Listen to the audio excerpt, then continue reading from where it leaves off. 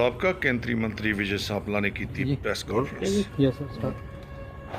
ਸਾਥੀਓ, ਤੁਸੀਂ ਸਾਰੇ ਜਾਣਦੇ ਆ ਕਿ ਜਿਸ ਤਰ੍ਹਾਂ ਦਲਿਤ ਇਨਸਾਫ ਯਾਤਰਾ ਨੂੰ ਪੰਜਾਬ ਸਰਕਾਰ ਨੇ ਆਪਣੇ ਜਿਹੜੇ ਜ਼ੋਰ ਜ਼ਬਰਦਸਤੀ ਪੁਲਿਸ ਤੇ ਧੱਕੇਸ਼ਾਹੀ ਦੇ ਨਾਲ ਉਸ ਨੂੰ ਤਾੜੋ ਪੀੜਤ ਕਰਨ ਦੀ ਕੋਸ਼ਿਸ਼ ਕੀਤੀ ਔਰ ਸਾਡੇ ਸਾਰਿਆਂ ਨੂੰ ਗ੍ਰਿਫਤਾਰ ਕਰਕੇ ਜਿਹੜਾ ਉਸ ਜਿਹੜੀ ਯਾਤਰਾ ਨੂੰ ਰੋਕਿਆ ਗਿਆ। ਔਰ ਉਸ ਤੋਂ ਬਾਅਦ ਬਹੁਤ ਸਾਰੇ ਸਰਕਾਰ ਦੇ ਨੁਮਾਇੰਦੇ ਔਰ ਦੂਜੀਆਂ ਪਾਰਟੀਆਂ ਦੇ ਲੋਕ ਵੀ ਬਹੁਤ ਸਾਰੀਆਂ ਜਿਹੜੀਆਂ ਉਸ ਯਾਤਰਾ ਦੇ ਉੱਤੇ ਕਿੰਤੂ ਪਰੰਤੂ ਕਰੀ ਜਾਂਦੇ ਨੇ। ਪਰ ਮੈਂ ਉਹਨਾਂ ਸਾਰਿਆਂ ਨੂੰ, ਉਹਨਾਂ ਯਾਤਰਾਵਾਂ ਦਾ ਜਿਹੜਾ ਦੇ ਉੱਤੇ ਕਿੰਤੂ ਪਰੰਤੂ ਕਰਨ ਵਾਲਿਆਂ ਨੂੰ ਸਾਰਿਆਂ ਨੂੰ ਇੱਕ ਸਵਾਲ ਜ਼ਰੂਰ ਕਰਨਾ ਚਾਹਾਂਗਾ ਕਿ ਤੁਸੀਂ ਬਾਕੀ ਸਾਰੀਆਂ ਚੀਜ਼ਾਂ ਤਾਂ ਰਾਜਨੀਤੀ ਦੇ ਤਕੜੀ ਦੇ ਵਿੱਚ ਤੋਲ ਸਕਦੇ ਹੋ, ਰਾਜਨੀਤੀ ਦੇ ਚਸ਼ਮੇ ਨਾਲ ਦੇਖ ਸਕਦੇ ਹੋ, ਪਰ ਡਾਕਟਰ ਬਾਬਾ ਸਾਹਿਬ ਭੀਮਰਾਓ ਅੰਬੇਡਕਰ ਜੀ ਦਾ ਹੋਇਆ ਅਪਮਾਨ, ਉਸ ਨੂੰ ਤੁਸੀਂ ਕਿਹੜੇ ਚਸ਼ਮੇ ਨਾਲ ਦੇਖਦੇ ਹੋ?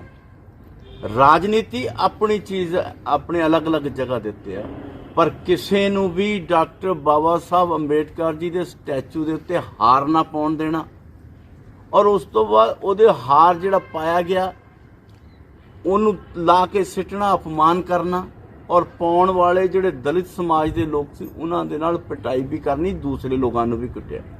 ਉਹਨਾਂ ਦੇ ਉੱਤੇ ਕਿਸੇ ਦਾ ਵੀ ਨਜ਼ਰੀਆ ਹਾਲੇ ਤੱਕ ਸਾਨੂੰ ਸਾਫ਼ ਨਜ਼ਰ ਨਹੀਂ ਆਇਆ। ਔਰ ਨਾਲ ਇਹ ਵੀ ਅਸੀਂ ਉਹਨਾਂ ਤੋਂ ਪੁੱਛਣਾ ਚਾਹੁੰਦੇ ਹਾਂ ਕਿ ਡਾਕਟਰ ਬਾਬਾ ਸਾਹਿਬ ਅੰਬੇਡਕਰ ਜੀ ਦਾ ਅਪਮਾਨ ਹੋਣ ਤੋਂ ਬਾਅਦ ਸਾਡੇ ਵੱਲੋਂ ਉਹਨਾਂ ਦੇ ਅਗੇਂਸਟ ਕੰਪਲੇਂਟ ਵੀ ਦਿੱਤੀ ਗਈ, ਜਿਹਦੀ ਹਾਲੇ ਤੱਕ ਕੋਈ FIR ਦੀ ਕਾਪੀ ਸਾਨੂੰ ਰਿਪੋਰਟ ਨਹੀਂ ਦਿੱਤੀ ਗਈ। ਉਹ ਭਾਵ ਰਿਪੋਰਟ ਨਹੀਂ ਕੀਤੀ ਗਈ, ਕਿਸੇ ਨੂੰ ਗ੍ਰਿਫਤਾਰ ਨਹੀਂ ਕੀਤਾ ਗਿਆ, ਜਦਕਿ 295A ਔਰ SC ਐਕਟ ਦੇ ਅਧੀਨ ਉਹਨਾਂ ਦੇ ਉੱਤੇ ਪਰਚਾ ਦਰਜ ਹੋਣਾ ਚਾਹੀਦਾ ਸੀ।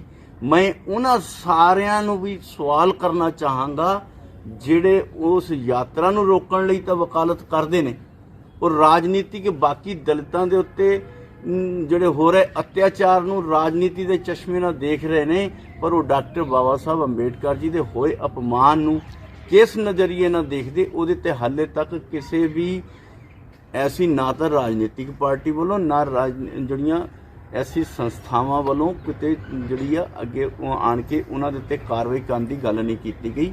ਸੋ ਉਹਨਾਂ ਦੇ ਉੱਤੇ ਵੀ ਮੇਰਾ ਇੱਕ ਸਵਾਲ ਜਿਹੜਾ ਆ ਕਿ ਸਾਡੇ ਨਾਲ ਕਿਸੇ ਦੀ ਕੋਈ ਪ੍ਰੋਬਲਮ ਹੋ ਸਕਦੀ ਹੈ, ਪਰ ਡਾਕਟਰ ਬਾਬਾ ਸਾਹਿਬ ਭੀਮਰਾਓ ਅੰਬੇਡਕਰ ਜੋ ਦਲਿਤ ਸਮਾਜ ਦੇ ਰੱਬ ਤੋਂ ਵੀ ਵੱਡੇ ਅਸੀਂ ਮੰਨਦੇ ਹਾਂ ਕਿ ਅਗਰ ਸਾਡੇ ਲਈ ਸਭ ਤੋਂ ਉੱਚਾ ਦਰਜਾ ਅਸੀਂ ਦੇਖਦੇ ਹਾਂ ਦਲਿਤ ਸਮਾਜ ਦੇ ਵਿੱਚ, ਤੇ ਉਹ ਡਾਕਟਰ ਭੀਮਰਾਓ ਅੰਬੇਡਕਰ ਜੀ ਨੇ, ਜਿਨ੍ਹਾਂ ਨੂੰ ਅਸੀਂ ਸਨਮਾਨ ਨਾਲ ਦੇਖਦੇ ਨੇ ਔਰ ਉਹਨਾਂ ਦਾ ਅਪਮਾਨ ਹੋ ਜਾਏ ਔਰ ਇੱਥੇ ਉਹਨਾਂ ਦੇ ਉੱਤੇ ਕੋਈ ਗੱਲ ਨਾ ਹੋਵੇ, ਇਹ ਆਪਣੇ ਆਪ 'ਚ ਬੜੀ ਚਿੰਤਾ ਦਾ ਵਿਸ਼ਾ ਵੀ ਹੈ। ਸੋ ਮੇਰੀ ਅਪੀਲ ਉਹਨਾਂ ਸਾਰੀਆਂ ਸੰਸਥਾਵਾਂ ਨੂੰ, ਉਹਨਾਂ ਸਾਰੀਆਂ ਰਾਜਨੀਤਿਕ ਪਾਰਟੀਆਂ ਨੂੰ ਵੀ ਹੈ ਕਿ ਜਿਹੜੇ ਬਾਕੀ ਸਵਾਲ ਉਠਾਉਂਦੇ ਆ ਉਹਨਾਂ ਦੇ ਉੱਤੇ FIR ਕਰਾ ਕੇ ਦੋਸ਼ੀਆਂ ਨੂੰ ਸਖਤ ਸਜ਼ਾ ਦੇ ਵੱਲ ਉਹ ਵੀ ਤੋਰਨ ਦਾ ਫਰਜ਼ ਇਕੱਲਾ ਸਾਡਾ ਹੀ ਨਹੀਂ, ਤੁਹਾਡਾ ਸਾਰਿਆਂ ਦਾ ਵੀ ਹੈ।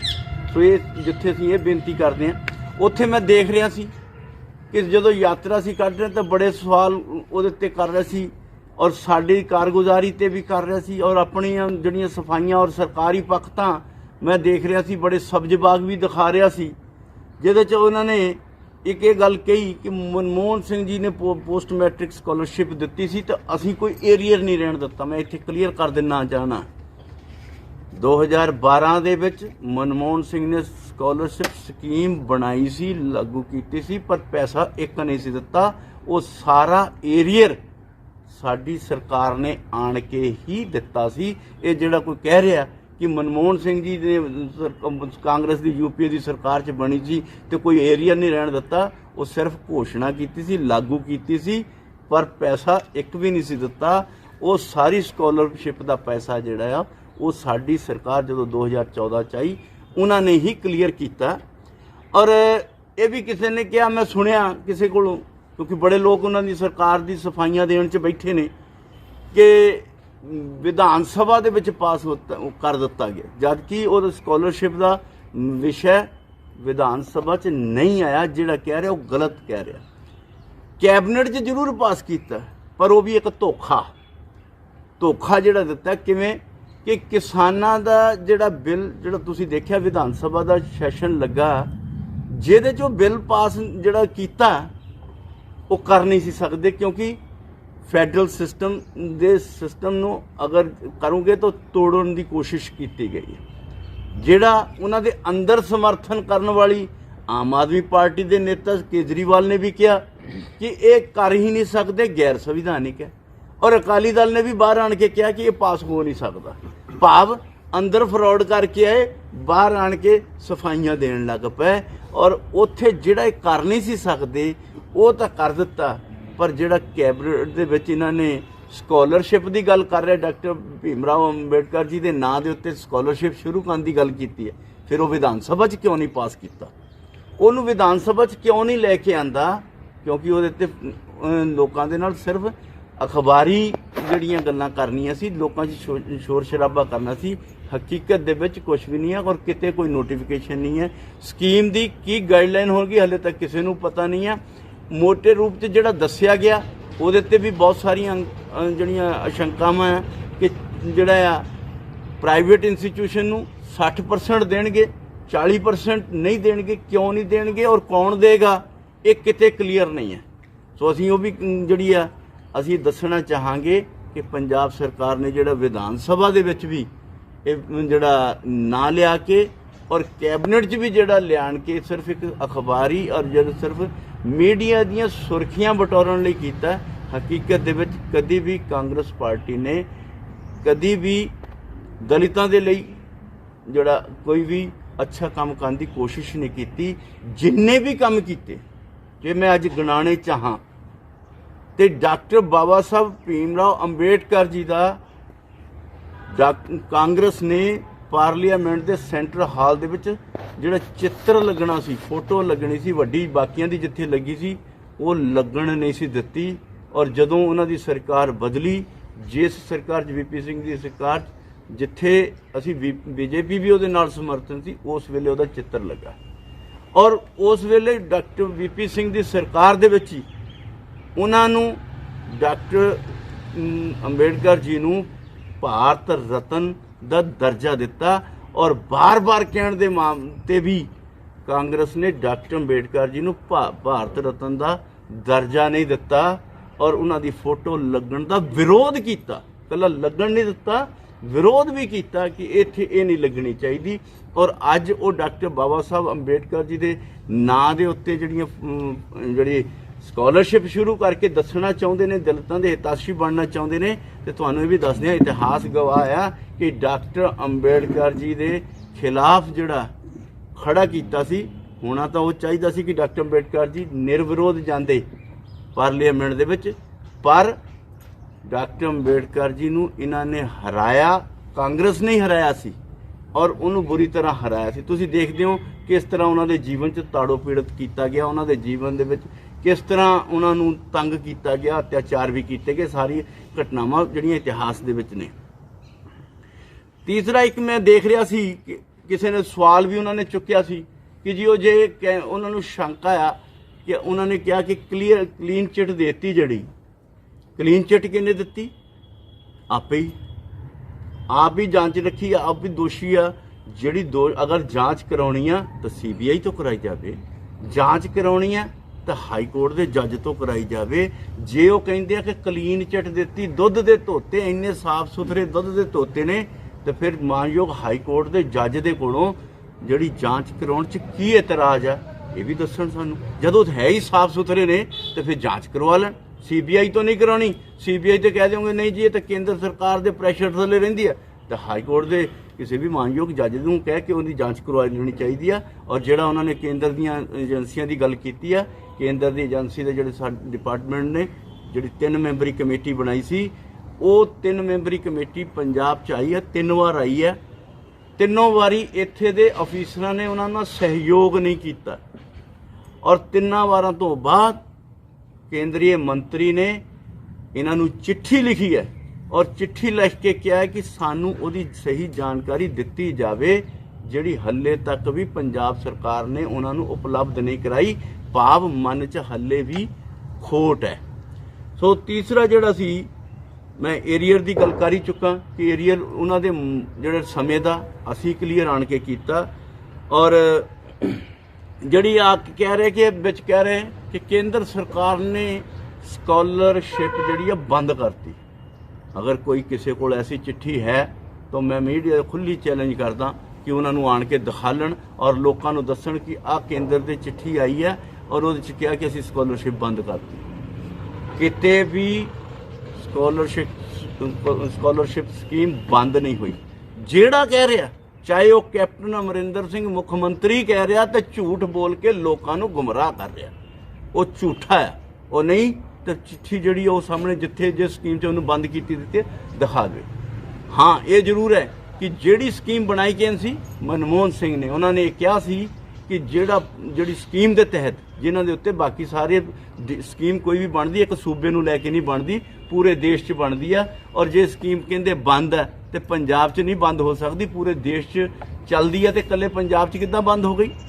ਪਰ ਕਾਰਨ ਕੀ ਹੈ ਕਿ ਉਸ ਜਿਹੜੀ ਸਕੀਮ ਦੇ ਮੁਤਾਬਕ ਇਹ ਸੀ ਕਿ ਜਿਹੜੀ 5 ਸਾਲ ਬਾਅਦ ਇਹਨਾਂ ਦੀ ਡਿਮਾਂਡ ਹੋਏਗੀ ਉਹ ਉਹਨਾਂ ਦੀ ਕਮੋਡਿਟੀ ਲਾਇਬਿਲਟੀ ਹੋਏਗੀ।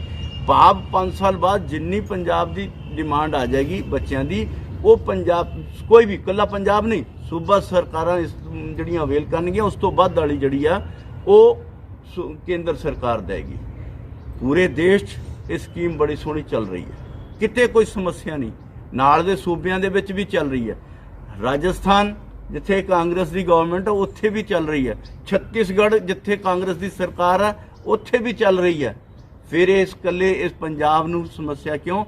ਇਹ ਸਮੱਸਿਆ ਇਹ ਹੈ ਕਿ ਇਹਨਾਂ ਨੇ ਘਟਾ ਦਿੱਤੀ, ਕਿਉਂਕਿ ਇਹਨਾਂ ਨੇ ਡਿਮਾਂਡ ਜਿਹੜੀ 5 ਸਾਲ ਬਾਅਦ 2017 ਸੀ 788 ਕਰੋੜ ਰੁਪਏ ਦੀ ਸੀ, ਔਰ ਜਿਹੜੀ ਅੱਜ ਇਹਨਾਂ ਨੇ ਹੁਣ ਕਿਹਾ ਕਿ 600 ਕਰੋੜ ਰੁਪਏ ਦਾ ਬਜਟ ਰੱਖਿਆ ਕਿ ਸਾਡੀ ਜਿਹੜੀ ਰਿਕੁਆਇਰਮੈਂਟ 600 ਜਿਹੜਾ ਕਰੋੜ ਦਾ ਰੱਖਿਆ ਗਿਆ। ਤੇ ਇਹਦਾ ਮਤਲਬ 800 ਕਰੋੜ ਤੁਸੀਂ ਕੇਂਦਰ ਤੋਂ ਮੰਗਦੇ ਹੋ ਤੇ 3 ਸਾਲ ਬਾਅਦ ਜਿਹੜੀ ਆ ਅੱਜ ਡਿਮਾਂਡ ਕਿਉਂਕਿ ਵਧਣੀ ਚਾਹੀਦੀ ਸੀ, ਅੱਜ ਡਿਮਾਂਡ 600 ਕਰੋੜ ਰੱਖਦੇ, ਇਹਦਾ ਮਤਲਬ 200 ਕਰੋੜ ਰੁਪਏ ਦਾ ਤੁਸੀਂ ਘੁਟਾਲੇ ਦੀ ਮਨਸ਼ਾ ਦੇ ਨਾਲ ਇਹ ਕੰਮ ਕਰ ਰਹੇ ਸੀ।